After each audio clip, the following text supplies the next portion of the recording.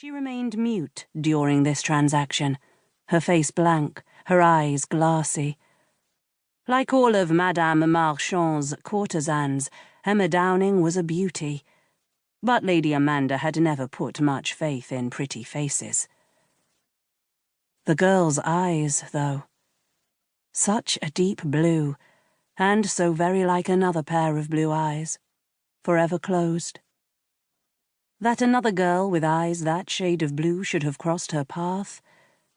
Well, how could Lady Amanda interpret such an extraordinary coincidence as anything other than a command from fate? So Emma Downing came to the Clifford School, her ghosts trailing behind her, her scars still fresh, the tender, bruised places inside her still swollen, still bleeding. The only one of Lady Amanda's girls who could recall with perfect clarity the day, the hour, the moment they'd been inflicted. 15 years old, already with a world of ugliness in her head. Memories were, alas, as often a curse as they were a blessing. Sometimes it was easier, so much easier, if one couldn't remember. Chapter 1. King's Place, St. James, London, April 1795. No skirmishes this evening, if you please, Lymington. Skirmishes? In a brothel? Samuel Fitzroy, the Marquess of Lymington, turned a baffled look on his cousin, Lord Lovell. Do you suppose I intend to brawl with a courtesan, Lovell? Lovell was far more apt to fall into a whorehouse fracas than he was, but Samuel clenched his teeth, lest he be tempted to share that opinion. He and Lovell could hardly manage to exchange a civil word these days as it was, without dragging the demi-reps into it.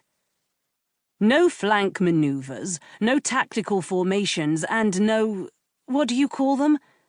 Frontal assaults. I'm warning you now, Lymington, I won't abide any mention of frontal assaults tonight. Ah, no objection to actual assaults then, just the mention of them. Strategically, there's a great deal to be said for a direct, full-force attack to an enemy's... For God's sake, Lymington, I just said no frontal assaults. You're not aboard a brig in the English Channel. If you're referring to the HMS Nymphe, she's a frigate, not a...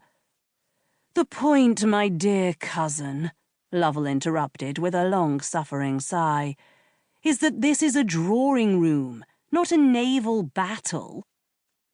No, it wasn't a naval battle, but it was a battle nonetheless, just as everything was, in one way or another. The only difference between a drawing-room and a battleship was that the ship wasn't pretending to be something else. And do stop glaring as if you're plotting an ambush. Lord Lovell nodded at the elegant company assembled before them. The ravishing creatures you see before you are ladies, Lymington, not marauding pirates, and that forbidding frown of yours is frightening them away. It was on the tip of Samuel's tongue to wish the ladies to the devil, but he'd rather not goad Lovell into a passionate defence of the fair sex. They didn't have all night, and Lovell's passionate defences tended to be rambling things.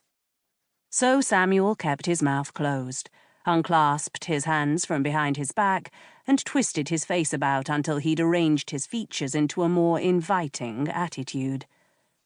At least, he thought he had, until Lovell snorted. It's not quite your usual churlish scowl, but still grim enough. Why so solemn, Lymington? You're in a bawdy house, not at a church sermon.